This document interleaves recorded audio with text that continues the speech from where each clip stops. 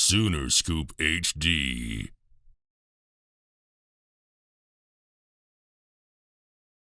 Obviously, Arkansas, a top team in the country. Just how big of an opportunity is this for your team, and what do you expect from them? I expect what I expect from a top 10 team. I mean, they're really athletic. They play hard. They put pressure on you on so many areas. They put pressure on you in transition. They put pressure on you with the way they can create and play make. They put pressure on you with their athleticism. Their ability to score in bunches with how fast they can play. They put pressure on defense. They're going to press you. They're going to pick you up. They're going to be long and athletic, and they play hard. All those things that a top 10 team does. I know it was last year, but obviously you guys beat them in the same venue last year. Does that give you confidence from that game a year ago? No, I mean, that was last year. I mean, they got a lot of new guys. We got a lot of new guys. I thought last year was a great atmosphere. Thought it was a great game, but last year was last year. A lot of new players on both sides. What do you like now? Last year, you're a month and a half into your first season here. Can you recall maybe the confidence you gained from that win? Did that win in the early part of your time here stamp anything? You know what? We weren't thinking about gaining confidence. We were thinking about getting better. And I know that's a fine line in there, but I thought you're trying to log in and start building up good wins. And what we remember that was a really good win. But you're trying to get better. You're 10 games in. I think we were exactly 7-2 last time too. So you're trying to get better against a top 10 team. I think there were 11 last year. There are 9 this year. We got our hands full, and it's nothing really we're drawn on from last year. It's what we have to do this year to beat them. There's things we have to do this year. It isn't about we did this last year. It's all about what we have to do this year. Wow. Porter, was there an explanation for what happened at the end of the first half with Jalen's shot? Yeah. So what I thought when I looked up and we were inbounding the ball, I saw 29.6. So that's what I saw. So we were going for the last shot. And then Jalen shot the shot, and they said the shot clock went off. So I was like, it can't be. It went out of bounds. So it should be a new shot clock. So I said, I can't. Simple math. I know it can't be a 30-second shot clock violation with 29.6. The explanation is that when it hit our guy and it went out of bounds, the shot clock started, which I'm still a little hazy about, but that's the explanation I got. And then when it went out of bounds, it was 29.6 in the shot clock. So that's what they said. There was 29 on the shot clock. So then I thought it was still under 29.6, but apparently they said it was like 30.5, or they didn't have like 30 point whatever, how many seconds were on the game clock. Yeah, I'm looking like you guys.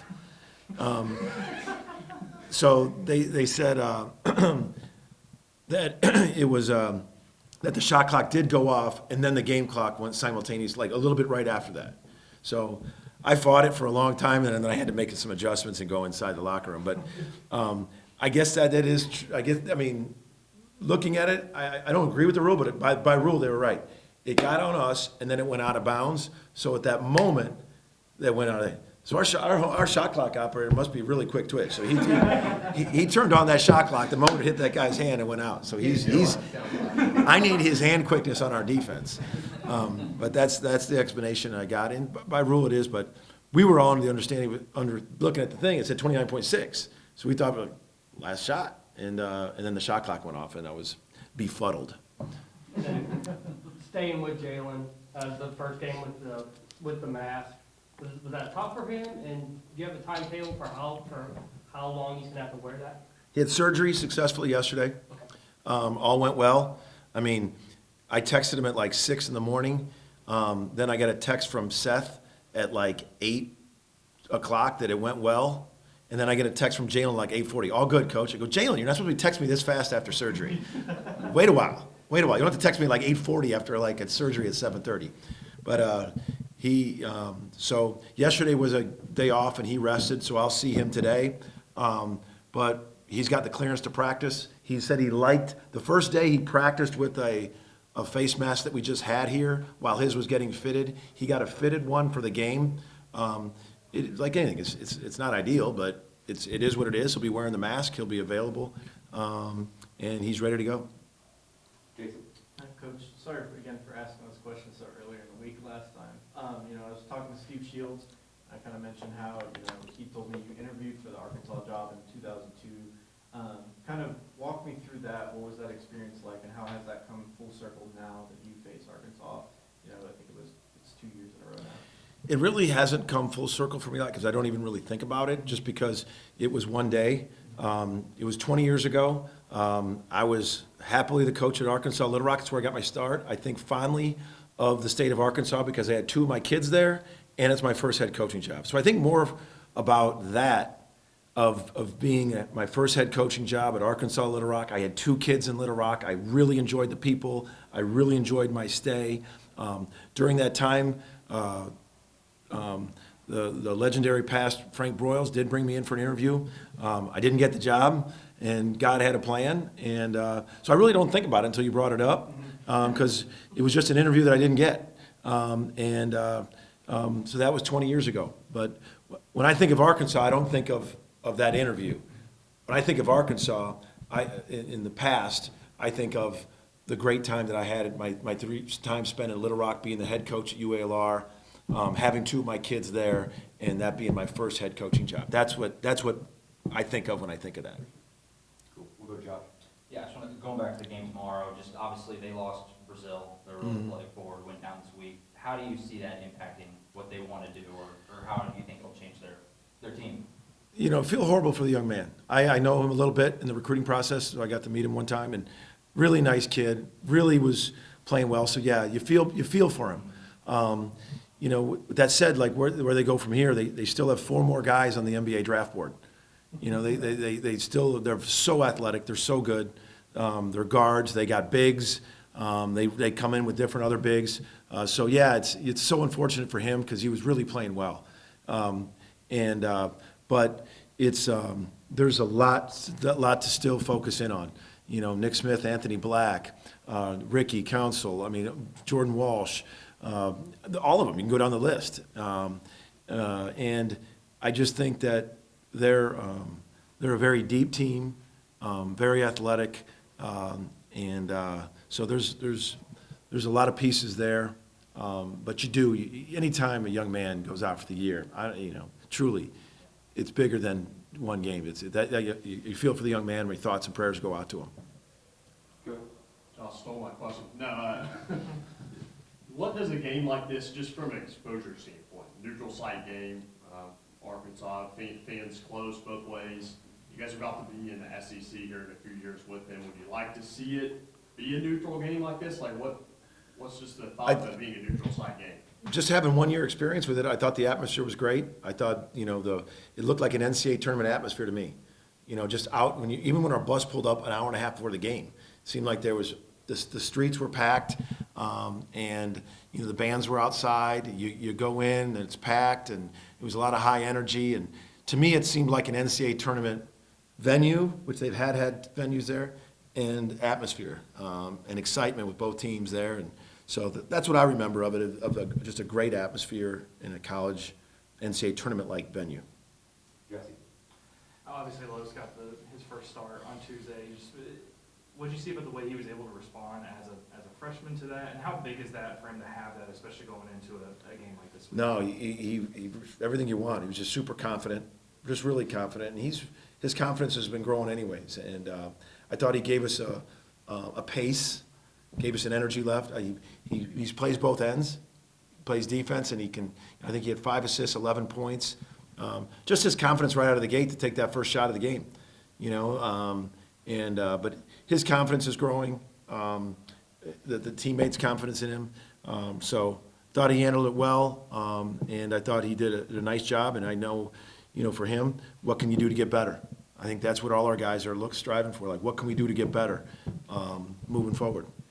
Younger to a matchup like this weekend, do you worry about how they'll respond to that environment, or confidence you have in them that, you know, they're ready for it? You know what, I didn't even think about it going to Villanova, but that was 17,000, and those guys played well. I didn't look like they were, so, you know, I got other things I worry about than that.